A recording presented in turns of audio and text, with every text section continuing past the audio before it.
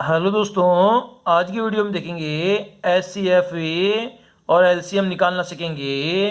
तो एचसीएम होता है हमारा महत्तम समाप्रत्यय और इसे हम कहते हैं हाईएस्ट कॉमन फैक्टर कहते हैं। और एलसीएम होता है लघुत्तम समाप्रत्यय होता है, इसे लिस्ट कॉमन मल्टीपल कहते हैं। तो इन दोनों के हमें एग्जाम्पल की सहायता से दोनों को निकालना सीखेंगे। तो सबसे पहले बात करते हैं एचसीएफ के बारे में। तो इसका हम एग्जाम्पल ले लेते हैं। एग्जाम्पल है हमारे पास में 30 और 42। 30-42 का क्या निकालना है, हमें एचसीएफ निकालना है। तो इसमें क्या करना पड़ेगा, जो 42 है उसमें छोटी संख्या का भाग देना पड़ेगा। ये हमें भागफल विधि से एचसीएफ निकाल रहे हैं। तो 30 का भाग 42 में देंगे तो एक बार जाएगा, रिमेनिंग हमारा 12 बच जाएगा। अब जो शेषफल जो बचता है उसका भाग वापिस भाजक में देना है। तो 12 का भाग किस में देंगे, 30 में देंगे। तो 12 दूना 24, तो 2 बार हमारा भाग जाएगा, रिमेनिंग हमारा 6 बच जाएगा। फिर शेषफल का भाग भाजक में देंगे तो यहाँ पर 12 आ जाएगा, 2 बार भाग जाएगा, यहाँ पर 0 आ जाएगा। तो तब तक भाग देना है जब तक कि शेषफल क्या ना आ जाए, शेषफल 0 ना आ जाए। तो इस संख्या का एचसीएफ क्या होगा, अंतिम में भाजक होगा जिससे शेषफल 0 आ जाता है, वह एचसीएफ होता है, मतलब महत्तम समाप्रत्यय होता है। अभी इसी संख्या का हमें गुणनखंड विधि से, कौन सी विधि से, गुणनखंड विधि से एचसीएफ निकालते हैं। तो हम 30 का गुणनखंड निकालेंगे। तो 30 में 2 का भाग देंगे तो 15 बार जाएगा। फिर 3 का भाग देंगे तो 5 बार जाएगा, 5 का भाग देंगे तो 1 बार जाएगा। इसी तरह से 42 में 2 का भाग देंगे तो 21 बार जाएगा। फिर उसके बाद में 3 का भाग देंगे तो 7 बार जाएगा, 7 का भाग देंगे तो 1 बार जाएगा। तो इस प्रकार से 30 के फैक्टर हो गए 2 गुना 3 गुना 5, और 42 के हमारे पास फैक्टर हो गए 2 गुना 3 गुना 7। तो एचसीएफ हम निकालते हैं, उभयनिष्ठ गुणनखंड लेते हैं। तो 2 यहाँ पर है, 2 यहाँ पर है, तो ये उभयनिष्ठ गुणनखंड है। इसी प्रकार से 3 भी उभयनिष्ठ गुणनखंड है। 5 यहाँ पे है लेकिन 5 यहाँ पे नहीं है, 7 यहाँ पे है, 7 यहाँ पे नहीं है, तो इन दोनों को नहीं लेंगे। तो एचसीएफ क्या होता है, उभयनिष्ठ गुणनखंड को आपस में गुणा करने पर जो संख्या प्राप्त होती है उसे महत्तम समाप्रत्यय कहते हैं। तो इस प्रकार से हमने गुणनखंड विधि के द्वारा एचसीएफ निकालना सीखा और भागफल विधि के द्वारा भी एचसीएफ निकालना सीख लिया। यहाँ पे हमें एचसीएफ का एक और उदाहरण लेके समझ सकते हैं, जिसमें 90 और 126 है। इसका हमें एचसीएफ निकालना है। तो सबसे पहले भागफल विधि अप्लाई करेंगे। तो बड़ी संख्या में किसका भाग देंगे, छोटी संख्या का भाग देंगे। तो 90 का भाग कितनी बार जाएगा, 1 बार जाएगा, और रिमेनिंग हमारा कितना बच जाएगा, यहाँ पे 36 बच जाएगा। फिर हम 90 में भाग देंगे तो ये कितनी बार जाएगा, 2 टाइम्स चला जाएगा, तो यहाँ पर 72 आ जाएगा। रिमेनिंग हमारा कितना बच जाएगा, 18 बच जाएगा। तो इसका भाग हमें 36 में दे देंगे। तो 36 में भाग कितनी बार जाएगा, 2 टाइम्स जाएगा, और यहाँ पर क्या आ गया, हमारा शेषफल यहाँ पर 0 आ गया। तो यहाँ पर एचसीएफ क्या हो जाएगा, अंतिम भाजक हो जाएगा। अंतिम भाजक क्या होता है, एचसीएफ होता है। तो यहाँ पर एचसीएफ 18 आंसर आ गया। तो 18 पंजे 90 और 18 भाग 126 में भी जाता है। अब इसका हमें गुणनखंड विधि से निकालते हैं। तो 90 के सबसे पहले हम फैक्टर निकालते हैं। तो 2 का भाग दिया तो 45 बार गया। फिर उसके बाद में हम यहाँ पर 3 का भाग दे सकते हैं, तो 15 बार जाएगा। फिर 3 का भाग देंगे तो ये 5 बार जाएगा, और 5 का भाग 1 बार जाएगा। इसी प्रकार से 126 के हम फैक्टर निकाल सकते हैं। तो 2 का भाग दिया तो ये 63 बार जाएगा। फिर उसके बाद में 3 का भाग देंगे तो ये 21 बार जाएगा। फिर 3 का भाग देंगे तो ये हमारा 7 बार जाएगा, और 7 का भाग देंगे तो 1 बार जाएगा। तो इस प्रकार से 90 के गुणनखंड हो गए हमारे 2 गुना 3 गुना 3 गुना 5, और 126 के गुणनखंड हो गए 2 गुना 3 गुना 3 गुना 7। तो हमें कॉमन फैक्टर लेने हैं। तो यहाँ पर 2 कॉमन है, 3 कॉमन है और 3 कॉमन है। 5 यहाँ पे है, यहाँ पे नहीं है। 7 यहाँ पे है, 7 यहाँ पे नहीं है। तो हमारी अभिष्ट HCF हमारा हो जाएगा यहाँ पर ये 2 गुना 3 गुना 3। तो 3 तरीका 9 और 9 दूनी 18। तो हमारा HCF कितना हो गया? 18 हो गया। तो हमने भागफल विधि और गुणनखंड विधि दोनों से हमने HCF निकालना सीख लिया। अब LCM निकालना सीखेंगे।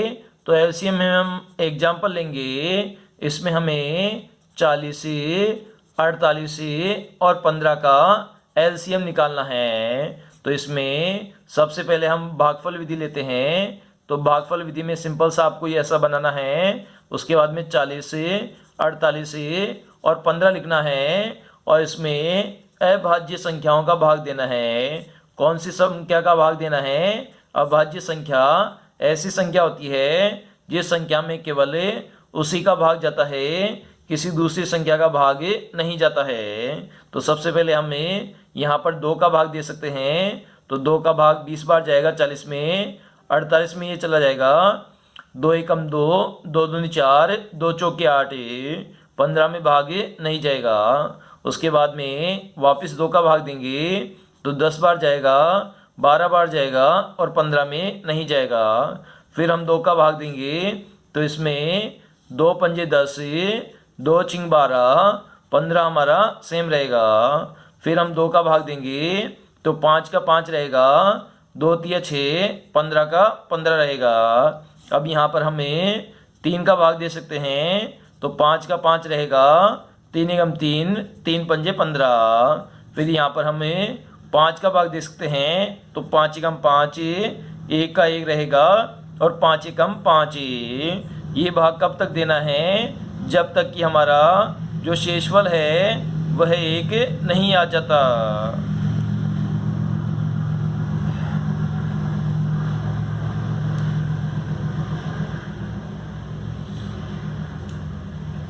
तो यहाँ पर हमारा जो LCM है वो हो जाएगा, इन सभी संख्याओं का गुणनफल हो जाएगा हमारा LCM में। तो आपस में गुणा कर देंगे। 2 गुना 2 गुना 2 गुना 2 गुना 3 गुना 5।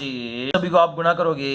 5 3 15, 15 दूना 30, 30 दूना 60, 60 दूना 120, 120 दूना 240। तो यहाँ पर हमारा 240 LCM में आ जाएगा। तो इसमें हमें गुणनखंड विधि से भी देखेंगे। तो गुणनखंड विधि में हम 40 के गुणनखंड निकालेंगे।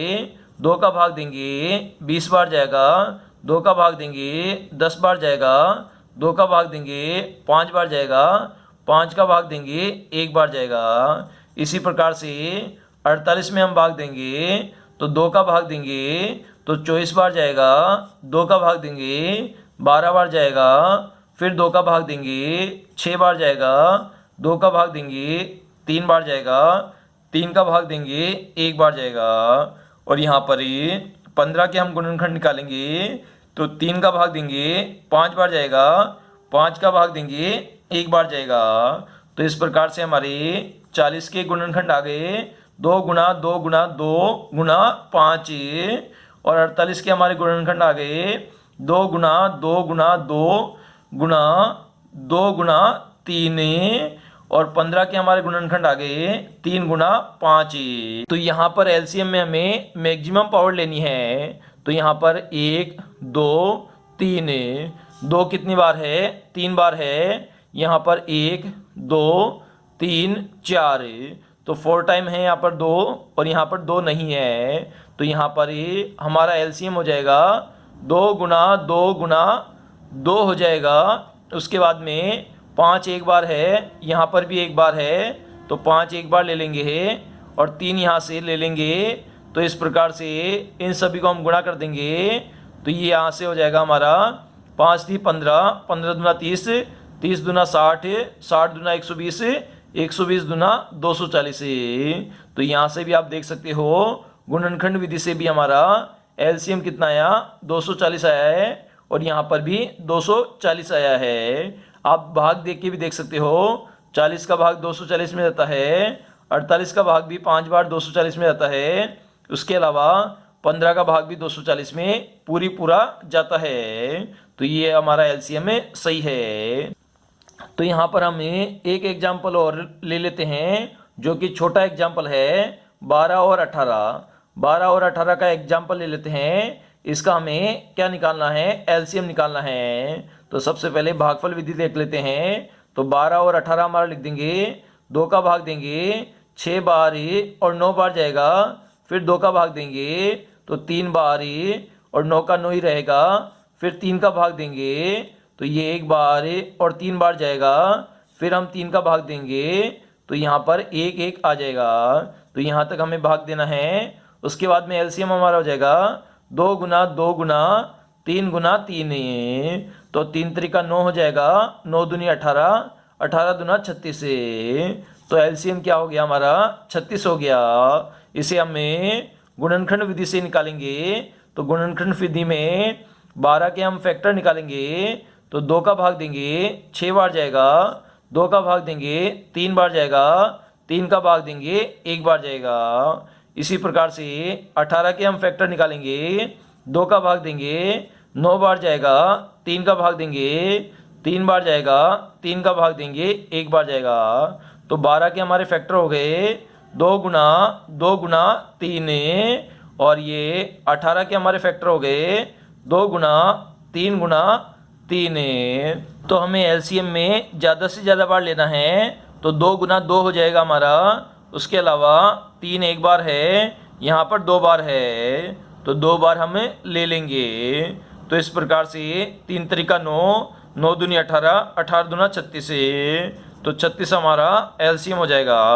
यहाँ पर भी आपने 36 देखा, यहाँ पर भी 36 आया है। तो आंसर बिल्कुल हमारा सही है। अगर वीडियो पसंद आया दोस्तों तो प्लीज़ चैनल को सब्सक्राइब कीजिए और इस वीडियो को अपने सभी दोस्तों के साथ फेसबुक और व्हाट्सएप अकाउंट के माध्यम से शेयर भी कर दीजिए दोस्तों।